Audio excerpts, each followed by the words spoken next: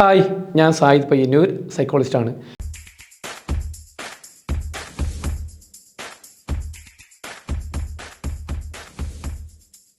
Narcissist sympathy അറിയിക്കുന്നില്ലേ? അവർ അറിഞ്ഞുകൊണ്ട് ചെയ്യുന്നതല്ലല്ലോ, അവരുടെ മാനസിക രോഗം കൊണ്ട് അവരങ്ങനെ ചെയ്യുന്നതല്ലേ. കുട്ടിക്കാലത്ത് അവരനുഭവിച്ച ട്രോമ, അവഗണന, മറ്റ് കാര്യങ്ങളൊക്കെ കൊണ്ട് അവരിങ്ങനെ ആയതല്ലേ. അതുകൊണ്ട് അവരോട് കുറച്ച് സിമ്പതി കാണിക്കണ്ടേ? മാത്രവുമല്ല, അവരെ പറഞ്ഞ് മനസ്സിലാക്കേണ്ടതല്ലേ, അവരെ തിരുത്തേണ്ടതല്ലേ, അവരെ ചികിത്സിച്ച് റെഡിയാക്കേണ്ടതല്ലേ? ഇങ്ങനെയാണ് പല ആൾക്കാരും ചോദിക്കുന്നത്. എത്ര പറഞ്ഞാലും ഇവർക്കത് കാര്യങ്ങൾ മനസ്സിലാവുന്നില്ല. അതുകൊണ്ടാണ് വ്യക്തമായി മനസ്സിലാക്കാൻ ഒരു വീഡിയോ കൂടി പറയുന്നത്.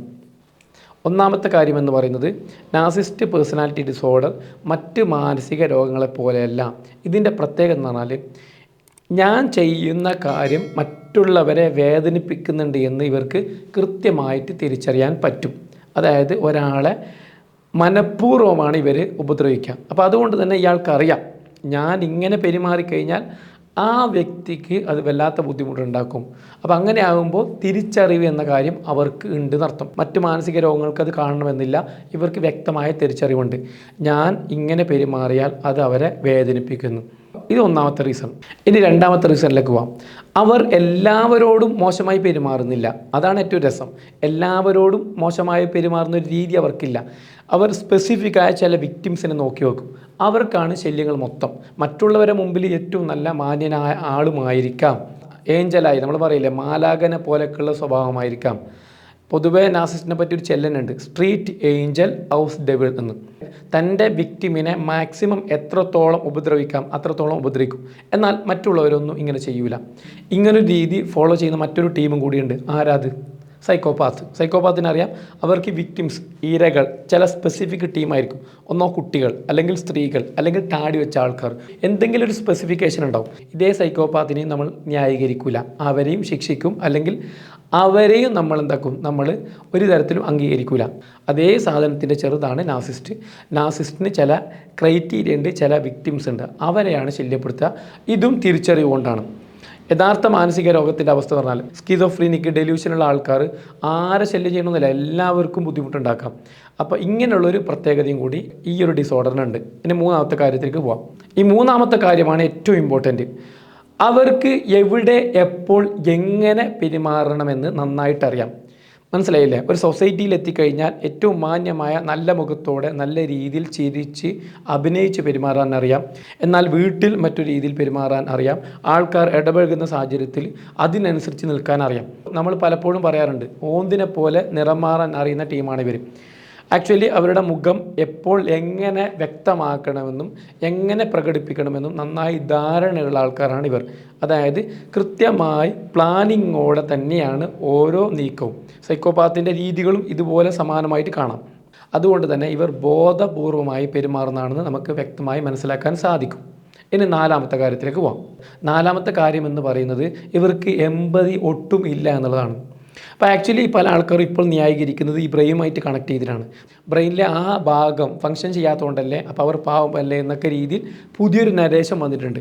എന്നാൽ നിങ്ങൾ മനസ്സിലാക്കേണ്ടത്, എമ്പതി എന്ന് പറയുന്നത് ഒരു സ്കില്ലാണ്, ഒരു കഴിവാണ്. ഈ കഴിവ് ഉണ്ടാക്കിയെടുക്കാൻ പറ്റും. അതായത് നമുക്ക് ജന്മനായില്ലെങ്കിലും പിന്നീട് നമുക്കിത് ഉണ്ടാക്കിയെടുക്കാൻ പറ്റും. ടൈം മാനേജ്മെൻറ്റ് സ്കില്ല് പോലെ, അതേപോലെ പ്രോബ്ലം സോൾവിങ് സ്കില്ല് പോലെ, കമ്മ്യൂണിക്കേഷൻ പോലെ നമുക്ക് ഉണ്ടാക്കിയെടുക്കാൻ പറ്റുന്ന ഒരു സ്കില്ലാണ് എമ്പതി. പക്ഷേ അവർ കൃത്യമായി ഡെവലപ്പ് ചെയ്യാനോ അതിനെ പരിപോഷിപ്പിക്കാനോ അതിനോ നല്ല മെച്ചപ്പെടുത്താനുള്ള ശ്രമം നടത്തുന്നില്ല എന്നുള്ളതാണ് ഏറ്റവും പ്രധാനപ്പെട്ട നാലാമത്തെ റീസൺ. ഇനി അഞ്ചാമത്തെ റീസൺ എന്ന് പറയുന്നത്, ഞാൻ നേരത്തെ പറഞ്ഞു, അവർ ബോധപൂർവമായിട്ടാണ് പല കാര്യങ്ങളും ചെയ്യുന്നത്. അതിന് തെളിവായിട്ട് ചില കാര്യങ്ങളും കൂടി നമുക്ക് നോക്കാം. അവർ ന്യായീകരിക്കുന്നവരാണ്. ഉദാഹരണം പറയാം, അവർ തെറ്റ് ചെയ്ത് കഴിഞ്ഞാൽ ആ തെറ്റിനെ ന്യായീകരിക്കും. ഇൻ കേസ് ഇപ്പോൾ നിങ്ങൾ ശ്രദ്ധിച്ച് നോക്കിയാൽ മതി, കള്ളുടിയന്മാരോട് നിങ്ങൾ വളരെയധികം കള്ളുടിക്കുന്നുണ്ടല്ലോ എന്ന് പറഞ്ഞാൽ അവൻ എന്താ പറയുക, ഞാൻ അങ്ങനെ കുടിക്കാറൊന്നുമില്ല, സന്തോഷം വരുമ്പോൾ കുറച്ച്, സങ്കടം വരുമ്പോൾ കുറച്ച്. അതിനർത്ഥം എപ്പോഴും സന്തോഷം സങ്കടമായിരിക്കും, പക്ഷേ ഫുൾ ടൈം കൂടിയായിരിക്കും. എന്നാൽ ന്യായീകരിച്ചിട്ട് ഈ രീതിയിലായിരിക്കും പറയാം. എന്നാൽ വീണ്ടും ചോദിക്കുമ്പോൾ പറയും, ഇവൾ അല്ലെങ്കിൽ ഇയാൾ സമാധാനം തരാത്തതുകൊണ്ടാണ് ഞാൻ കുടിക്കുന്നത്, അപ്പോഴും ഞാനല്ല തെറ്റുകാരൻ. അപ്പോൾ തൻ്റെ ഭാഗം ന്യായീകരിക്കുക എന്നുള്ളത് ഒരു പൊതുതത്വമായിട്ടാണ് മദ്യപാനികൾ എടുക്കുക. ഇതേ ഒരു തത്വം നിങ്ങൾ ആരിലും കാണാം, നാർസിസ്റ്റിലും കാണാം. അവരുടെ തെറ്റിൻ്റെ ഉത്തരവാദിത്തം ഏറ്റെടുക്കില്ല. മാത്രവുമല്ല അവരതിനെ ന്യായീകരിക്കും. അപ്പോൾ ഇങ്ങനെയുള്ള ചില തന്ത്രങ്ങൾ ഉപയോഗിക്കും. ഈ തന്ത്രങ്ങൾ ഉപയോഗിക്കുമ്പോൾ തന്നെ മനസ്സിലാക്കണം, ഇവർ തിരുത്താൻ ഉദ്ദേശിച്ചിട്ടില്ല, തിരുത്തുകയുമില്ല എന്ന് മനസ്സിലാക്കണം. അപ്പോൾ ഇക്കാരണം കൊണ്ടും അവർ സിമ്പതി അർഹിക്കുന്നില്ല. ഇനി അടുത്ത ഏറ്റവും പ്രധാനപ്പെട്ട കാര്യമാണ് പറയാൻ പോകുന്നത്. ഇതാണ് ഏറ്റവും പ്രധാനപ്പെട്ട കാര്യം. ഒന്ന്, ലീഗൽ ഇൻസാനിറ്റിയിൽ, അതായത് കോടതിയിൽ പോയി കഴിഞ്ഞാൽ ഇവർ ശിക്ഷയ്ക്ക് അർഹരാണ്. അതാണ് ഏറ്റവും പോയിന്റ്. എന്നാൽ മാനസിക രോഗത്തിൽപ്പെട്ട സ്കിസോഫ്രീനിയ, ഡെലൂഷൻ, അങ്ങനെയുള്ള ഡിസോർഡറൊക്കെ, സൈക്കോസിസൊക്കെ, അത്തരം ആൾക്കാർ തെറ്റ് ചെയ്താൽ, ഒരാളെ കൊന്നാൽ പോലും ശിക്ഷ ഇളവുണ്ട്, ശിക്ഷ ലഭിക്കാൻ സാധ്യത കുറവുമാണ്. ഇവരങ്ങനെയല്ല, ഇവർക്ക് ശിക്ഷ ലഭിച്ചിരിക്കും. എന്തുകൊണ്ട്? ഇവർക്ക് മെഡിക്കൽ ഇൻസാനിറ്റി ഉണ്ടെങ്കിലും ലീഗൽ ഇൻസാനിറ്റി ഇല്ല. ലീഗൽ ഇൻസാനിറ്റി എന്ന് പറഞ്ഞാൽ സെക്ഷൻ 84 IPCയിൽ ഇവരെ പരിഗണിച്ചിട്ടുള്ളത് ഇവർക്ക് സ്വയം തിരിച്ചറിവിനുള്ള ശേഷിയുണ്ട് എന്നുള്ളതാണ്. അതായത് ഇവർക്ക് ശരിയും തെറ്റും തിരിച്ചറിയാനുള്ള കഴിവുണ്ട് എന്ന്. നേരത്തെ പറഞ്ഞ മെൻ്റൽ ഡിസോർഡറിന് ഈ കഴിവില്ല. അവർക്ക് തെറ്റേത് ശരിയേത്, ഞാൻ ചെയ്യുന്നത് തെറ്റാണോ ശരിയാണോ എന്ന തിരിച്ചറിവോ ബോധമോ ഇല്ല.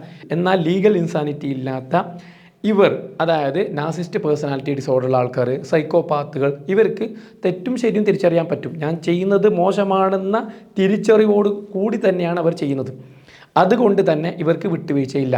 ഈ നിയമത്തെ മക്നോട്ടൻ നിയമം എന്നും പറയും. അപ്പോൾ ചുരുക്കി പറഞ്ഞു കഴിഞ്ഞാൽ ലീഗൽ ഇൻസാനിറ്റി ഇല്ലാത്തതുകൊണ്ട് തന്നെ ഇവർ കോടതിയിൽ ശിക്ഷയ്ക്ക് അർഹരാണ്, തിരുത്താൻ ഇവർ ബാധ്യസ്ഥരുമാണ്. മനസ്സിലായല്ലോ?